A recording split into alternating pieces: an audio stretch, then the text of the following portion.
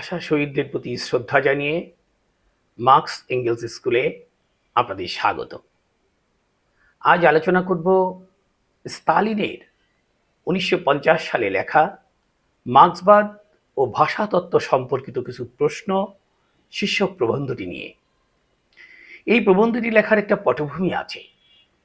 Soviet ইউনিয়নে 1930 এবং 40-এর দশকে ভাষা বিজ্ঞানী নিকোলাই মার জাফেটীয় তত্ত্ব নামে এক ধরনের মার্ক্সবাদী ভাষাতত্ত্ব দাঁড় করান।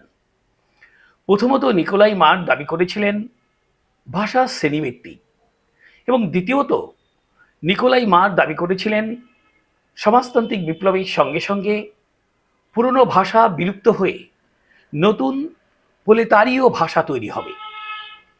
কিন্তু এই তত্ত্ব অনেক বাস্তব অভিজ্ঞতার সঙ্গে খাপ খাচ্ছিল না। অক্টোবর বিপ্লবের পরেও রুশ ভাষা মূল কাঠামোয় টিকে থাকে, কেবল এর ভেতরে কিছু নতুন শব্দভাণ্ডার এবং নতুন নতুন ব্যবহার জন্ম নিচ্ছিল।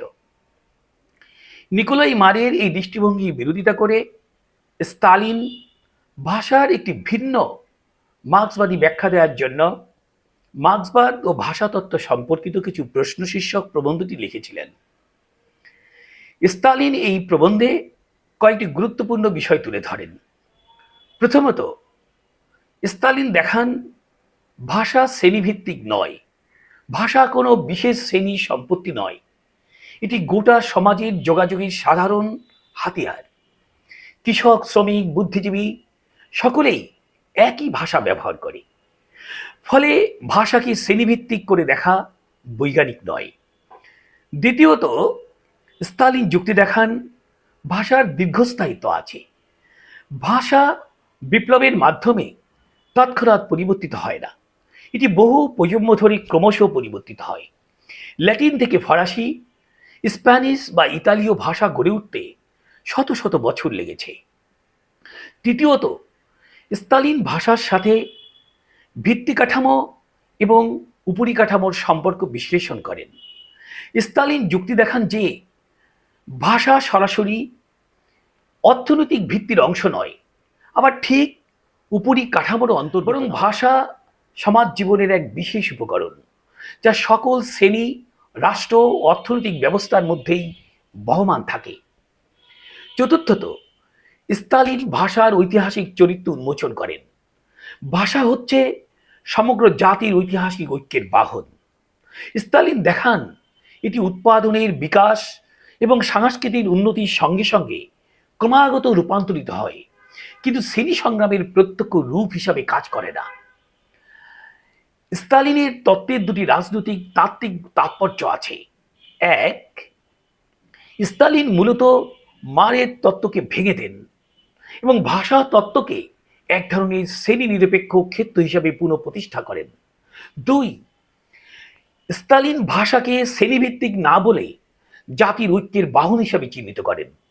এতে সমাজতান্ত্রিক রাষ্ট্রে ভিন্ন ভিন্ন শ্রেণীর জনগণকে এক ভাষার ছাতার নিচে একত্র করা সহজ হয়। স্তালিনের তত্ত্বের কিছু সমালোচনাও আছে। প্রথমত, অনেক গবেষক মনে করেন স্তালিনের এই তত্ত্ব মূলত রাজনৈতিক প্রয়োজন মেটাতে তৈরি হয়েছিল।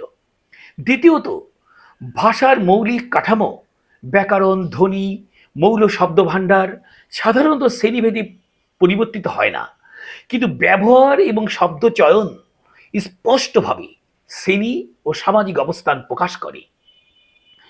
ধনী শিক্ষিত শ্রেণী ও দরিদ্র অশিক্ষিত শ্রেণী অনেক সময় ভিন্ন ভিন্ন শব্দ ব্যবহার করে। রাষ্ট্রীয় মান ভাষা, যাকে আমরা স্ট্যান্ডার্ড ল্যাঙ্গুয়েজ বলি, সাধারণত মধ্যবিত্ত বা শাসক শ্রেণীর দ্বারা নিয়ন্ত্রিত হয়। এখানে তাদের আধিপত্য থাকে। গ্রাম, শহর, শিক্ষিত অশিক্ষিত, উচ্চবিত্ত নিম্নবিত্তের মধ্যে ভাষার স্পষ্ট পার্থক্য আছে এবং ভাষার মর্যাদা আলাদা আলাদা হয়। ফলে এক ধরনের শ্রেণী আধিপত্যশীল ভাষা তৈরি হয়। ভাষা নিজে শ্রেণী নয়, তবে এটি শ্রেণী সম্পর্কের প্রতিফলন বহন করে। ভাষার ভেতর দিয়ে শাসক শ্রেণী তাদের আধিপত্য বজায় রাখে, যেমন রাষ্ট্রীয় শিক্ষা এবং মিডিয়ার ভাষা। আবার নিপীড়িত শ্রেণী তাদের আলাদা আলাদা ভাষা ভঙ্গি এবং প্রতিবাদী সাংস্কৃতিক রূপ গড়ে তোলে। ফলে ভাষার কাঠামো শ্রেণীভেদে আলাদা হয় না, কিন্তু ভাষার ব্যবহার, শব্দভাণ্ডার, উচ্চারণ এবং মর্যাদা স্পষ্টভাবে শ্রেণীর ছাপ বহন করে। অর্থাৎ ভাষার মধ্যে শ্রেণীর চিহ্ন আছে, তবে ভাষাকে পুরোপুরি শ্রেণীভিত্তিক বলা যায় না। এসব কথা মনে রেখেও বলা যায়,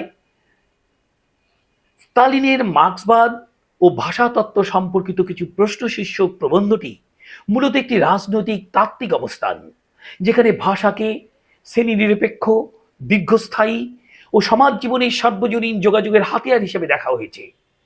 এটি মারের জাফিরীয় তত্ত্বকে খণ্ডন করলেও ভাষার শ্রেণীভিত্তিক ব্যবহার এবং হেজিমনি অর্থাৎ আধিপত্যের জটিলতাকে পুরোপুরি বিশ্লেষণ বলা যায়। সোভিয়েত ভাষাবিজ্ঞানের ইতিহাসে এটি একটি মোড় ঘোরানো লেখা, যা মার্ক্সবাদী তত্ত্বে ভাষার ভূমিকা নিয়ে গুরুত্বপূর্ণ আলোচনা উন্মোচন করেছে।